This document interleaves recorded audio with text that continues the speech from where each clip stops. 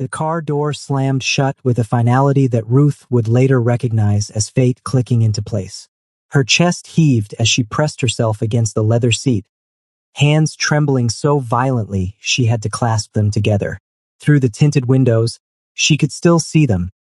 Dozens of phones pointed at her like weapons, flashes going off like small explosions, faces twisted in curiosity and something darker she couldn't name. The anxiety crawled up her throat like a living thing, threatening to choke her.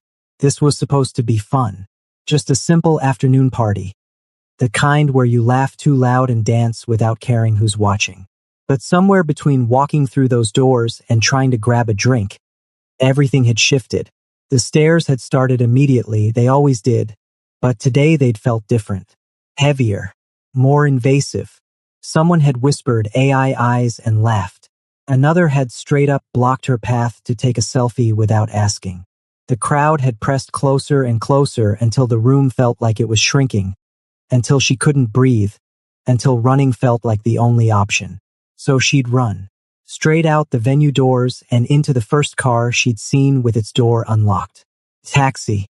It had to be a taxi. Please God, let it be a taxi. Ruth squeezed her eyes shut. Those infamous blue eyes that had followed her from Chicago to Seoul, from childhood to adulthood, from her grandmother's funeral to this exact moment of panic. She could still hear her grandmother's voice. Baby girl, those eyes are a gift from our ancestors. The Vardenberg syndrome runs in our blood like a river, and you carry the most beautiful part of it. Beautiful, right? Tell that to the kids who'd called her a freak in elementary school. Tell that to the Korean ajumas who stared at her on the subway like she was a museum exhibit. Tell that to the party guests who'd just treated her like a circus attraction. The driver's door opened. Ruth's eyes snapped open, and her breath caught in her throat for an entirely different reason. The man who slid into the driver's seat was unexpected. Sharp jaw, dark eyes that seemed to calculate everything in a single glance. Black hair pushed back carelessly. He wore a simple black shirt, but something about the way he carried himself suggested he was used to much more expensive clothes. For a moment, he just stared at her in the rearview mirror, and Ruth felt her anxiety spike again. I'm so sorry, she blurted out, words tumbling over themselves. I know I just jumped in your car like a crazy person, but I really need a ride and I saw this was a taxi and… Wait, this is a taxi, right? Please tell me this is a taxi because if not, this is super awkward and also maybe illegal. I don't even know the laws here. I mean, I've lived in Seoul for 2 years, but…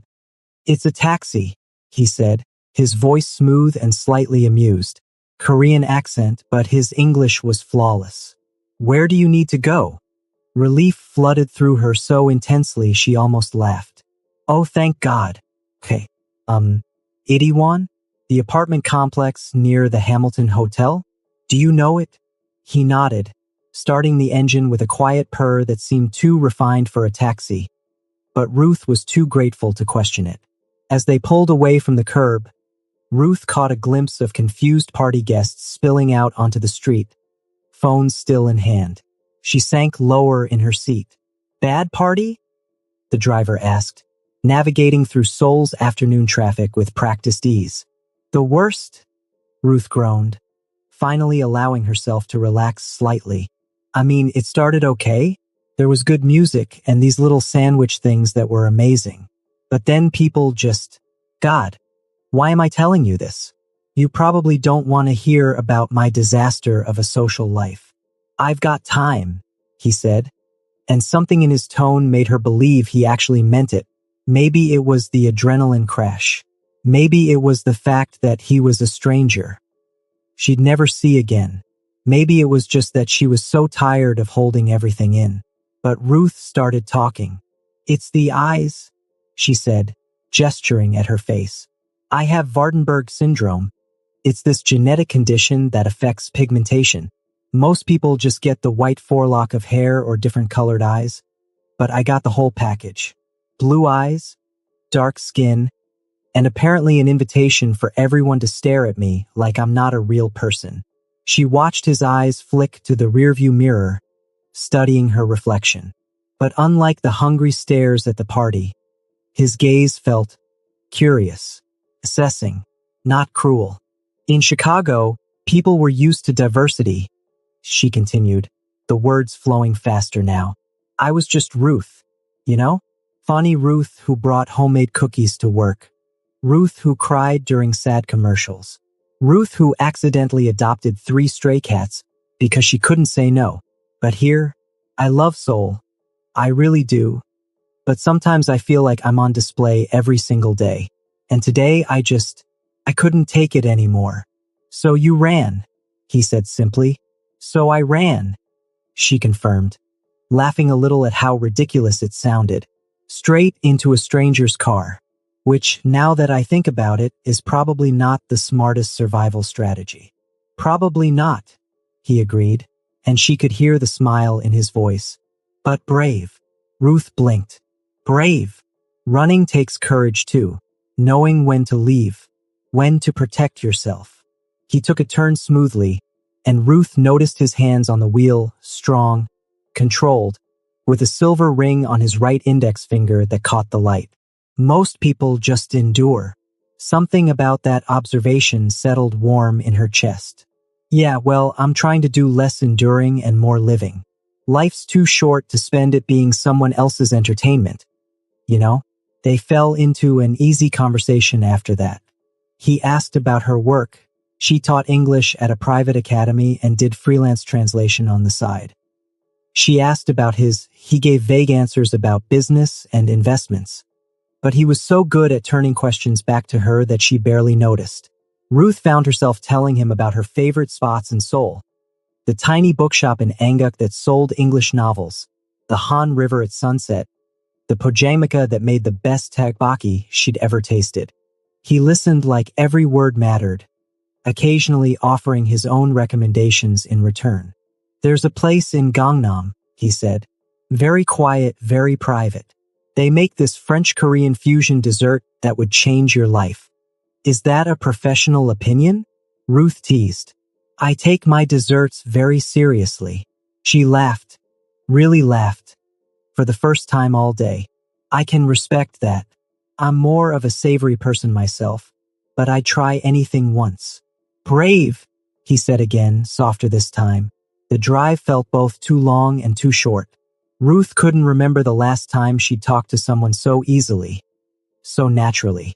Usually, first conversations were full of awkward pauses and forced small talk. But this felt like catching up with an old friend, even though they just met, even though she didn't even know his name. Too soon, they were pulling up to her building. This is it, Ruth said, reluctance creeping into her voice.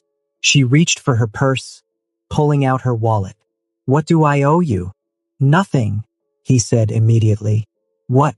No. Come on. You drove all the way here.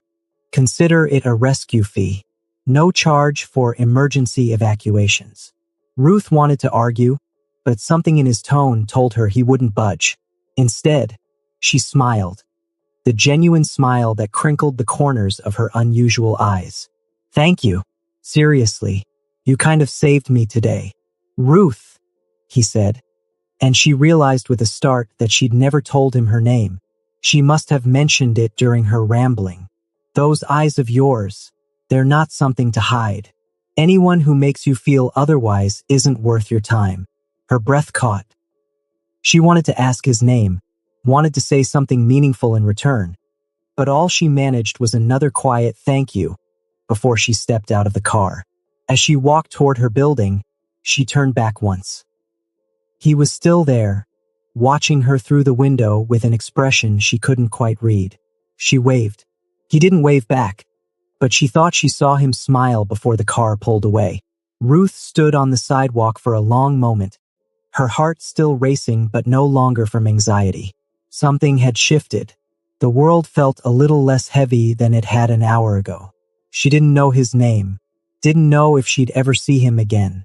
But as she rode the elevator up to her apartment, she couldn't stop replaying their conversation, couldn't stop thinking about the way he'd said her name, the way he'd looked at her like she was a person and not a phenomenon. Inside her apartment, her 3 cats, Machi, Dumpling, and Chairman Meow greeted her with their usual demanding meows. Ruth fed them, changed into comfortable clothes, and tried to settle into her normal evening routine. But normal felt different now. Everything felt different. Her phone buzzed with messages from acquaintances at the party. "Where did you go? Are you okay? Sorry about the photos." People were being weird. She didn't respond. Instead, she made herself tea and stood by her window, looking out at Seoul's glittering skyline. Somewhere out there was a kind taxi driver who'd given her more than just a ride home. He'd given her back a piece of herself she'd been losing little by little. The Ruth who believed she deserved kindness, who could laugh freely, who was worth more than the curiosity her appearance generated. She didn't know that at that exact moment. In a penthouse across the city, a man named Kang Do-hyun was standing at his own window, thinking about blue eyes and genuine laughter and the way a woman had trusted him completely without knowing who he really was. She didn't know that he'd already made a decision, one that would change both their lives forever. She didn't know that fate wasn't done with them yet, but she would learn soon. Kang Do-hyun had built an empire on patience and precision. In his world, the shadowy realm of underground operations, strategic investments, and carefully maintained power, impulse was weakness. Emotion was leverage.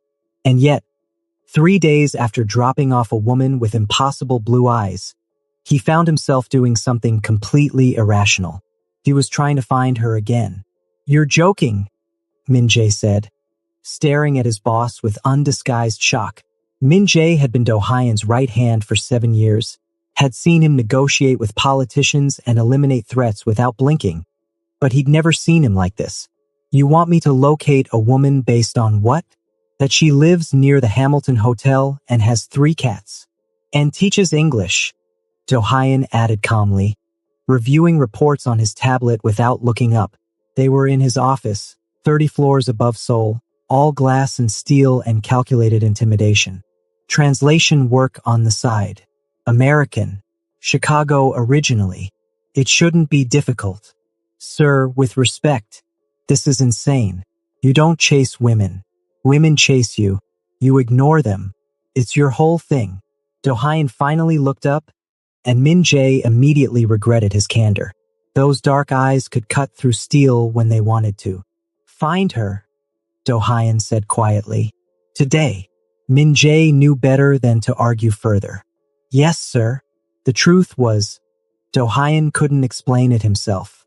He'd spent 3 days trying to focus on business, a shipment negotiation, a territorial dispute, the usual complexities of running an organization that didn't officially exist.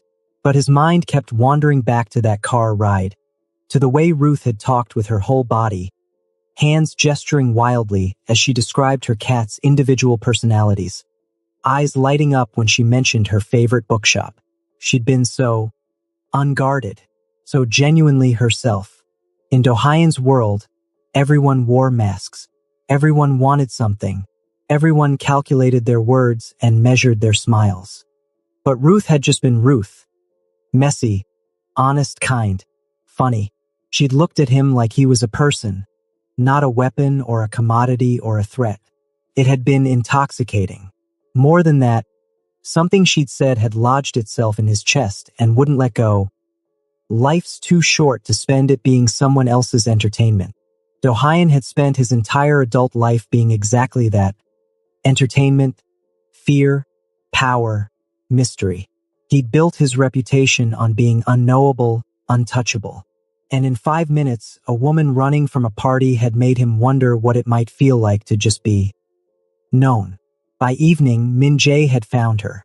Ruth Coleman, 28, teaching at Excellence English Academy in Gangnam, freelance translator for 3 Seoul-based companies, living alone, well, with 3 cats, in a modest apartment in Itaewon. No criminal record, no debts, no red flags. Just a normal woman living a normal life. Her social media is barely active, Min-jae reported, pulling up her sparse Instagram profile. Few friends, mostly posts about her cats and food. She seems to keep to herself. Do-hyun studied the photos. Ruth at the Han River, laughing at something off camera. Ruth holding up a ridiculous coffee drink. Ruth with her cats, her blue eyes bright with affection. Each picture felt like a small rebellion against the cruelty she described, a determination to find joy anyway. "What's your play here, boss?" Min Jae asked carefully. "You can't exactly walk up and say, 'Hi, remember me? I'm actually not a taxi driver. I'm the head of the Kong organization. Want to get coffee?" "No," Do-hyun agreed. "I can't." The question was what he could do. He needed a reason to be in her life, something that wouldn't terrify her or seem suspicious, something natural, organic. Took him 2 more days to find it. Ruth's favorite bookshop, the one in Anguk she'd mentioned, was a small, cramped place called Between the Lines. Do-hyun had Min Jae make discreet inquiries and learned that the owner, an elderly woman named Mrs. Park, was struggling financially. The building's rent had increased, and she was considering closing. Perfect. Do-hyun bought the building through one of his legitimate holding companies. Then he did something he'd never done before. He showed up in person. The bookshop smelled like old paper and jasmine tea. Floor-to-ceiling shelves crammed with books in Korean and English. A worn armchair by the window. Classical music playing softly in the background. And there, in the corner, completely absorbed in a book, was Ruth. She wore jeans and an oversized sweater, her natural hair pulled back in a messy bun. No makeup, no pretense. Just Ruth exactly as she was. Something in Do-hyun's chest tightened.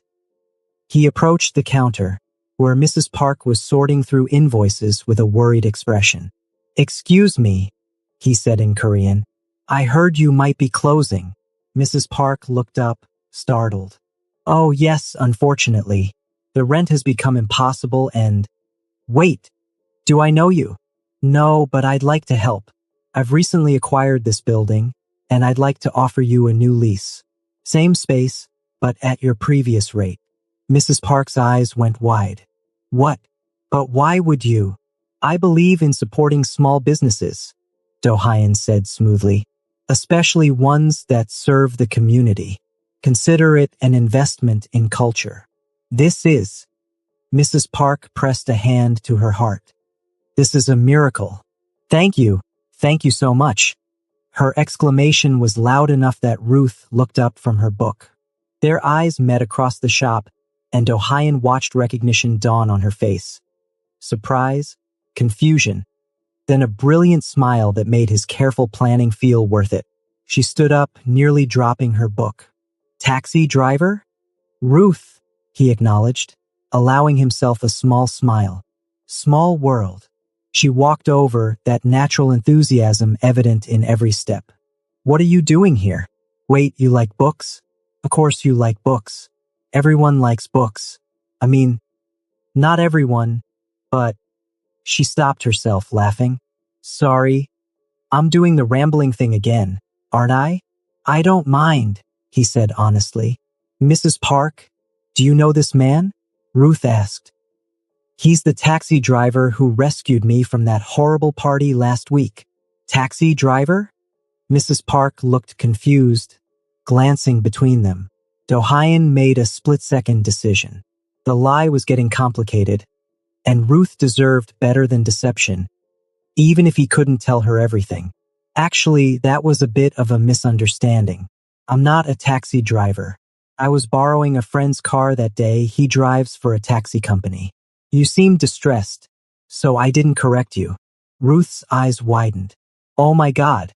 You let me ramble for 20 minutes thinking you were a taxi driver when you were just some random guy with a taxi car? You needed help. The specifics seemed less important than getting you home safely." She stared at him for a moment, then burst out laughing. "That is either really kind or really weird. I haven't decided which. Can't it be both?" "Fair point." She studied him with open curiosity. "So, if you're not a taxi driver, what are you?" "Businessman," he said, which was technically true. "Real estate, mostly. Investments. And you just happened to buy Mrs. Park's building and show up here today?" "I did buy the building," Showing up here was intentional. I wanted to see you again. The honesty clearly surprised her. Ruth blinked, a faint blush coloring her cheeks. Oh, that's direct. I don't believe in wasting time. Clearly. She bit her lip, and Ohayon found himself distracted by the gesture. So you bought an entire building to maybe run into me? I bought a building to help a struggling business. Running into you was the part one was hoping for. Mrs. Park made a noise that was definitely a knowing chuckle. But when they both looked at her, she suddenly became very interested in organizing her counter. Ruth shifted her weight, and Ohayon could see her, trying to figure him out. He was used to people being intimidated by him, but she just seemed intrigued. Cautious, yes, but not afraid. I don't usually let strangers into my life, she said finally. I'm kind of weird about trust. I understand. You don't know me. But I want to, she admitted, and the vulnerability in those words struck him harder than he expected. Which is weird because I literally just met you twice, and one of those times you were pretending to be a taxi driver, which should probably be a red flag. But you were kind to me when I needed it, and you just saved Mrs. Park's shop. And you actually want to see me again, even though you've seen my anxiety spiral and my rambling and my weird eyes. Your eyes aren't weird, Ohayon interrupted quietly. They're extraordinary. Ruth went still. You say that, but you don't understand what it's like. Then tell me. Have coffee with me. Right now, if you're free. I'd like to hear about it. About you. All of it. She searched his face, and Ohayon had the strange sense of being seen in a way he hadn't allowed in years. Finally, she smiled, tentative but genuine. Okay, coffee. But I'm buying. Since you just spent probably a fortune on a building. I'm not sure that's how this works. Take it or leave it, mysterious businessman. I'll take it, he said immediately. They ended up at a small cafe a few blocks away, tucked into a corner table. Ruth ordered some elaborate vanilla latte with extra foam. Ohayon ordered black coffee and watched her add 3 packets of sugar to her already sweet drink. Sweet tooth, he observed.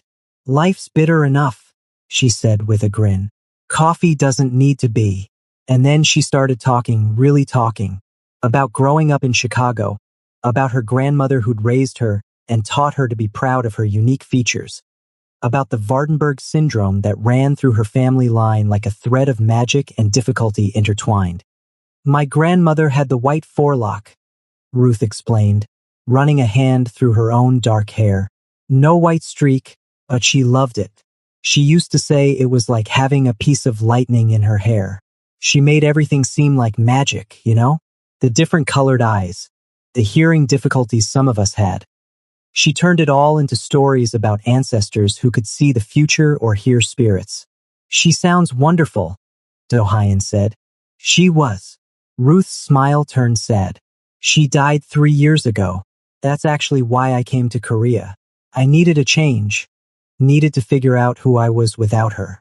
She'd always been my biggest defender, my cheerleader. Without her, I had to learn to be that for myself. And have you? Learned. Ruth considered this, swirling the foam in her cup. Some days are better than others. Today's a good day, actually.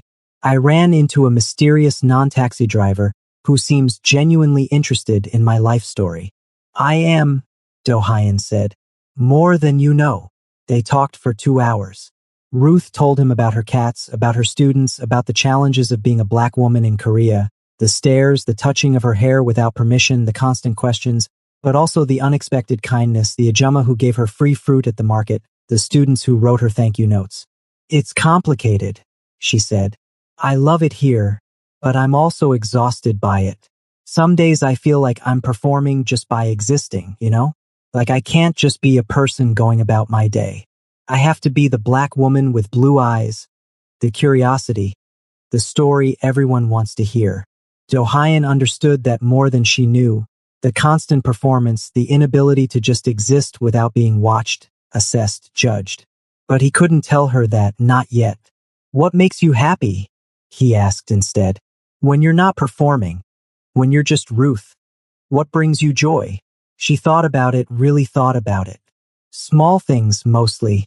My cat's purring on my lap. Finding a new book I can't put down. Really good food that makes me close my eyes and appreciate it. Rain on windows. Genuine laughter. Not polite laughter, but the kind where you forget to be self-conscious. Moments where I feel connected, seen. Like right now, actually. Their eyes met, and Do-hyun felt something shift between them. Something fragile and promising and terrifying. Can I see you again? He asked. You're very persistent, aren't you? When something matters, yes. Ruth smiled, pulling out her phone. Okay, mysterious businessman. Give me your number. But fair warning, I'm going to actually use it. I'm not good at playing games. Good, Do-hyun said, taking her phone and entering his personal number. Something only Min Jae and 2 other people in the world had. Neither am I. As they left the cafe, Ruth walked beside him easily, talking about a new recipe she wanted to try. Do-hyun found himself listening not just to her words but to the music in her voice, the way she gestured when she got excited, the way she existed so fully in each moment. He was in dangerous territory, he knew. Getting close to someone meant risk. For him, for his organization, for her. But as Ruth laughed at something stupid he'd said, her blue eyes bright with genuine amusement, Do-hyun realized he'd already made his choice. He'd just have to find a way to make this work. To protect her from his world while keeping her in his life. To deserve the trust she was slowly offering him. It would be complicated, dangerous, possibly impossible. But watching Ruth wave goodbye at her apartment building, turning back once to grin at him with that radiant smile, Do-hyun thought it might be worth it. He didn't know yet that might be would become absolutely is. He didn't know that Ruth would become the one person who could see past every wall he built. He didn't know that loving her would be the bravest and most terrifying thing he'd ever done. But he was about to find out. 3 months into knowing Kang Do-hyun, Ruth was fairly certain she was falling in love, which was both wonderful and absolutely terrifying. They'd fallen into a rhythm. Coffee dates that turned into dinner dates that turned into long walks along the Han River at sunset. He'd met her cats. Chairman Meow had immediately claimed his lap, which Ruth took as a sign. She'd introduced him to her favorite hole-in-the-wall restaurants. He grimaced through extremely spicy tteokbokki to make her laugh. They texted constantly. His messages were surprisingly funny, dry observations about his day that made her giggle at inappropriate moments during classes. But there were still gaps. Pieces of himself he kept carefully locked away. He never talked about his family. When she asked about his work, his answers were vague. Meetings, negotiations, business travel. He'd disappear sometimes for a day or two with only brief explanations. And there was an edge to him, something watchful and calculating that would occasionally surface before he smoothed it away. Ruth told herself everyone had secrets, that people revealed themselves in their own time, that what mattered was how he treated her, with kindness, respect, genuine interest. He listened when she talked about her difficult days, her frustrations, her dreams. He remembered tiny details she'd mentioned in passing. He made her feel seen in a way no one else ever had. But still, the gaps nagged at her. Came to a head on a Friday evening. They were supposed to have dinner, but Do-hyun had canceled last minute, the 3rd time in 2 weeks. His text was apologetic but brief. Something came up. I'm sorry. Tomorrow instead. Ruth stared at the message, Chairman Meow purring obliviously on her chest. The rational part of her brain said it was fine, people got busy. But the anxious part, the part that had learned to protect herself, whispered that maybe she was being stupid. Maybe she didn't actually know him at all. Maybe this was all just an elaborate game to someone clearly way out of her league. She was spiraling into this thought pattern when her phone rang. Unknown number. Hello. Is this Ruth Coleman? A male voice, Korean accent, formal tone. Yes, who's this? My name is Min Jae. I work for Kang Do-hyun. There's been an incident. He asked me to call you. Ruth sat up so fast that Chairman Meow yowled in protest. What kind of incident? Is he okay? He's fine, but he's asking for you. Can you come to this address? He rattled off a location in Gangnam. I'll be there in 20 minutes. Ruth threw on clothes and practically ran to the nearest taxi, her mind racing through possibilities. Car accident? Medical emergency? Why would he ask for her specifically? The address Min Jae had given her was a sleek high-rise, all modern architecture and intimidating security. A man in a black suit met her at the entrance, presumably Min Jae. He was young, professional, and watching her with an expression that seemed almost apologetic. Thank you for coming, he said, guiding her to a private elevator. He's on the top floor. I should warn you. Warn me about what? Min Jae hesitated, then seemed to decide against whatever he was going to say. Just let him explain. The elevator ride felt endless. When the doors opened, Ruth stepped into what could only be described as a penthouse. Massive windows overlooking Seoul, expensive furniture, the kind of wealth that made her modest apartment feel like a shoebox. And there was Do Hyun, sitting on a couch with an ice pack pressed to his jaw, his shirt torn at the shoulder, a cut above his eyebrow that had been recently cleaned. Oh my God! Ruth rushed over, her hands hovering uncertainly. What happened to you? Ruth, he said, and his voice was rough, tired in a way she'd never heard before. I need to tell you something. Several things, actually, and you're probably going to want to leave, but I'm asking you to hear me out first. She sank onto the couch beside him, her heart pounding. You're scaring me. I know. I'm sorry. He set down the ice pack and turned to face her fully. Those dark eyes that had always been so controlled now held something raw, almost desperate. I'm not who you think I am. Well, I am, but I'm also more. Worse, depending on how you look at it. Do Hyun, what are you talking about? I run an organization, not a legal one. We operate in the spaces between laws, protection, information, strategic operations that powerful people need handled discreetly. Some people call us the Kong Group. Others use less polite terms. Ruth processed this slowly. You're telling me you're in the Mafia. That's the simplified version, yes. She stood up, needing space to think. Her mind was reeling. The kind businessman who'd saved her favorite bookshop. The man who'd spent an hour playing with her cats. The person she'd been falling in love with. Criminal. The taxi, she said suddenly. That first day, you weren't borrowing a friend's car. You used your own taxi car to avoid attention. Yes. And the building you bought for Mrs. Park? I do own it. That part was true. But I own a lot of buildings in Seoul. Most people just don't know it. Ruth laughed, but it sounded slightly hysterical even to her own ears. So what, you saw me at a party, decided I was interesting and just... What? Decided to play normal guy to see what would happen. No. Do Hyun stood too, keeping his distance but his eyes never leaving hers. I saw you at a party and you ran. You sat in my car terrified and anxious, and then you started talking, really talking, being completely yourself, and it was like nothing I'd ever experienced. Everyone in my world wears masks. Ruth. Everyone lies, manipulates, calculates. But you were just you. Honest, kind, funny. Everything I didn't know I'd been missing. So you lied to me for 3 months? I didn't lie. I just didn't tell you everything. And I know that's semantics. I know it doesn't make it better. But Ruth, his voice cracked slightly, I was trying to give us a chance. To let you know me, the real me, before you knew what I was. Because I knew if you found out too soon, you'd run. And I couldn't lose you before I even had you. Tears were burning in Ruth's eyes. You should have trusted me with the truth. You're right. But I was afraid. And I'm not used to being afraid. What happened tonight? She asked, gesturing at his injuries.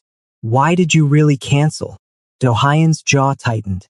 A rival organization tried to send a message. They failed, obviously, but it got messy. And I realized that if something had happened to me, you would have never known why. You deserved to know what you were getting into, who I am, what being with me could mean. What it could mean?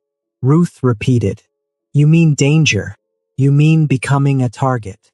Possibly. I have security, protection. But yes, there's always risk in my world. Ruth wrapped her arms around herself, feeling cold despite the room's perfect temperature.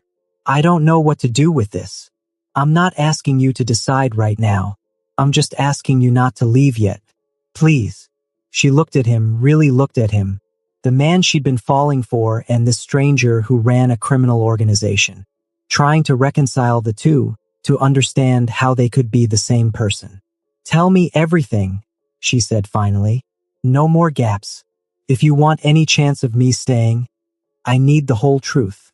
So he told her about inheriting the organization from his father at 25, about the world of power and violence and impossible choices he navigated daily, about the legitimate businesses he ran alongside the illegal ones, about Min Jae and his small circle of trusted people, about the enemies who would love to use her against him, and the precautions he'd already put in place to protect her even before tonight.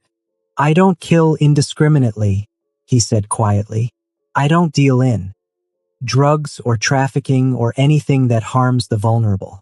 I have lines I won't cross. But I'm not a good man, Ruth. I've done things that would horrify you. Made choices I can't take back.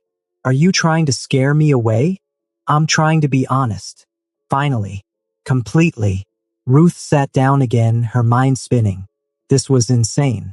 She should leave. Run just like she'd run from that party. Protect herself from this complicated, dangerous world she'd stumbled into. But then she thought about the last 3 months. The way Do-hyun listened to her stories about difficult students. The time he'd brought her favorite tea when she was sick. How he'd spent an entire evening helping her paint her apartment. Even though he was clearly not dressed for manual labor. The way he looked at her like she was precious, important, worth his time. Why me? She asked. You could have anyone. Someone from your world who understands it, who wouldn't be shocked by all this. Do-hyun moved closer, cautiously, like approaching something fragile. Because everyone in my world wants something from me. Power, protection, money, access. But you wanted to split a bill for coffee. You worried about whether I liked your cats. You just wanted me to be a person. With you, I get to be Do-hyun. Not the head of the Kong organization. Not a weapon or a commodity. Just me. I don't know if I'm brave enough for this, Ruth whispered. You're the bravest person I know. You left everything familiar and moved across the world. You face stares and judgment every day and still choose kindness. You ran from a party straight into a stranger's car and somehow turned that into something beautiful. That was stupidity, not bravery. It was both, just like this could be. He knelt in front of her, and Ruth's breath caught at the vulnerability in his eyes. I know I'm asking for a lot. I know you have every right to walk away. But I'm in love with you, Ruth. Completely, terrifyingly in love with you. And I hope you might feel the same way. The tears spilled over then. 'Cause yes, damn it, she did. She loved this complicated, dangerous, impossibly gentle man who made her laugh and listened to her ramble and looked at her like she was the most important thing in his world. I do, she admitted, her voice breaking. I love you too, which is why this is so hard. Then let me make it easier. Ask me anything. Tell me your fears. Let me prove that this can work.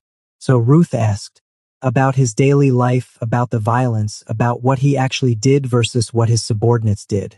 About whether he'd ever go to prison, whether she'd be complicit in crimes just by knowing him, whether loving him made her a bad person. Do-hyun answered everything. Honest, direct, holding nothing back. Some of his answers made her flinch. Others surprised her. But through it all, he never looked away, never minimized, never made excuses.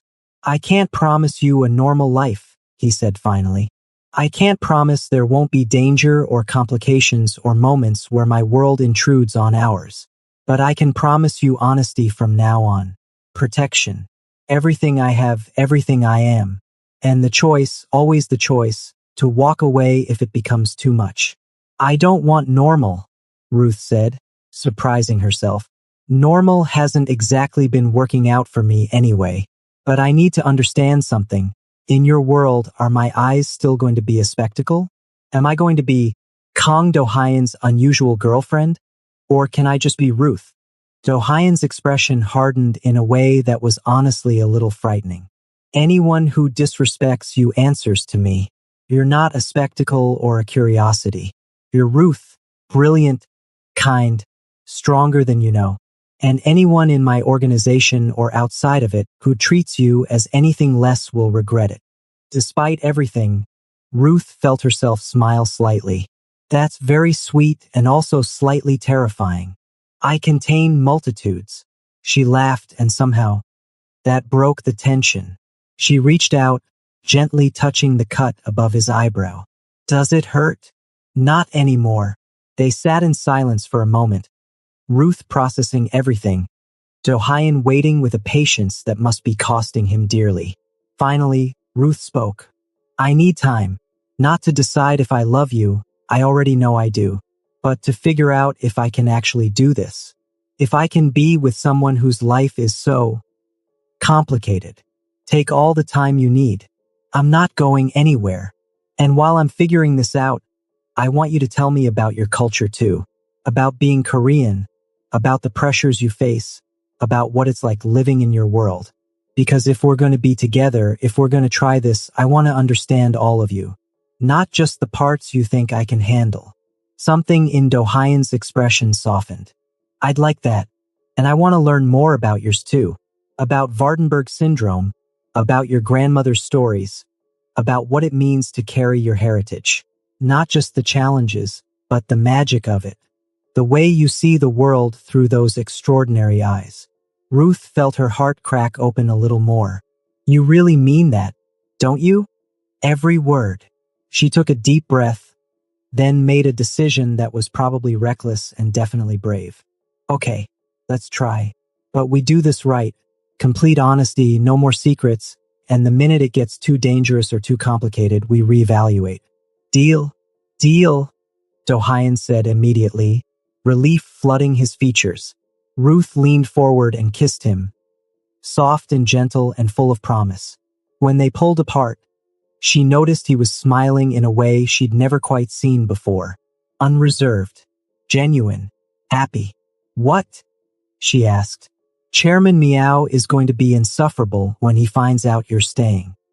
He already acts like he owns the place when I visit. Ruth laughed, the sound bright and free.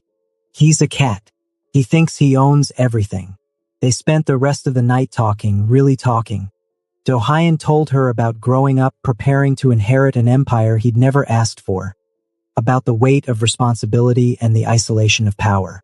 Ruth told him more about her grandmother, about the stories of their ancestors, about how Vardenberg syndrome wasn't just a condition but a connection to her family's history, their strength, their uniqueness.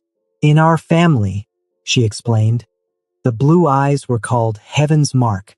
My grandmother said we could see possibilities others couldn't, futures that hadn't been written yet. Obviously, that's not scientifically true, but I loved the idea that my difference was actually a gift.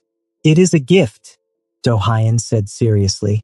I saw it the first time I looked at you, not the color, the way you see the world, with hope, with kindness, even after everything you've been through. Maybe that's what we both need, Ruth said softly. Someone who sees us differently than the world does. Someone who sees the person, not the position or the condition or the expectations. Maybe, Do-hyun agreed, pulling her closer. The next few months were an education for both of them. Ruth learned about Do-hyun's world, the legitimate businesses he ran, the complicated network of loyalty and power, the constant chess game of strategy and protection. She met Min-jae properly, and then others in his inner circle, each one initially suspicious but gradually won over by her genuine interest in their lives. her refusal to judge. Do-hyun learned about Ruth's heritage in depth. She showed him photos of her grandmother, taught him about the genetic variations of Vardenberg syndrome, explained the cultural weight of being black in spaces that weren't built for her. He listened with an intensity that made her feel truly heard, asking questions that showed he was trying to understand, not just accept. They navigated the challenges together.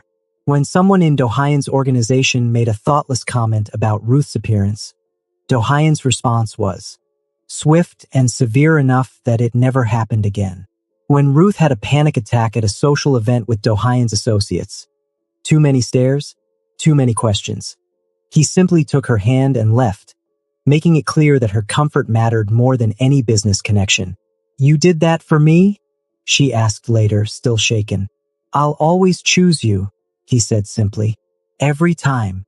And he proved it again and again, adjusting his schedule to match hers when possible, learning to make her favorite comfort foods when she had hard days, installing a cat climbing structure in his penthouse because he wanted her cats and her to feel at home there.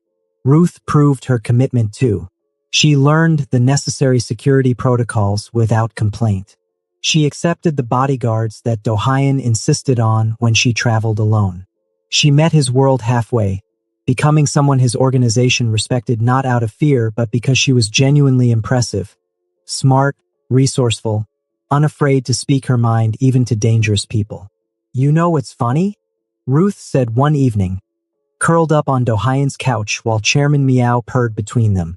"I spent so much of my life trying to be invisible, trying not to stand out. And now I'm dating probably the most visible person in Seoul's underground. At least the visible people know about." "Having second thoughts?" Do-hyun asked, though his tone was light. "No. Actually, I think I needed this. Needed you. You make me feel like being seen isn't scary. Like being different is actually an advantage. Like all the parts of me I tried to hide are actually the parts worth celebrating." Do-hyun set down the book he'd been reading and pulled her closer. "You did the same for me. Made me remember that being powerful isn't the same as being whole. That I could be both the head of an organization and just Do-hyun. That I didn't have to choose. We're quite the pair, aren't we? The woman with heaven's eyes and the underground king. Sounds like the beginning of a good story." "It is," Ruth said, kissing him softly. "It really is." Outside, Seoul glittered with life. Millions of stories happening simultaneously, millions of people living their complicated, messy, beautiful lives. And in a penthouse above it all, two people who should have been impossible together proved that love could exist in the spaces between worlds, that understanding could bridge any gap, that sometimes the bravest thing you could do was let yourself be fully seen. Ruth's blue eyes, those eyes that had caused her so much pain and confusion, had led her to this moment, to this man, to this life she never could have imagined.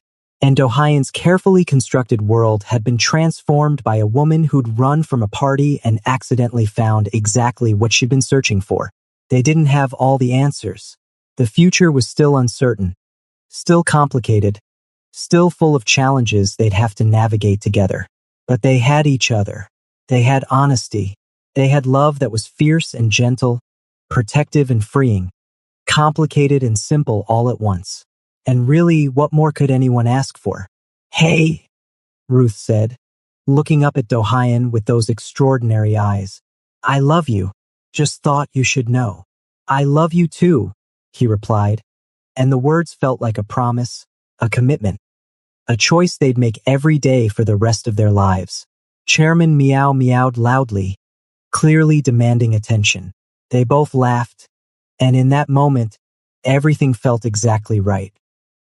Hello besties, in this story we learned that our differences aren't flaws to hide, they are gifts that lead us to genuine connection. True love requires courage to be vulnerable, honest, even when it's hard, and seeing the whole person beyond their surface. When we embrace our authentic selves and allow others to do the same, we discover that love can bridge any world. Hello besties, thank you so much for watching. Can you like, subscribe and share?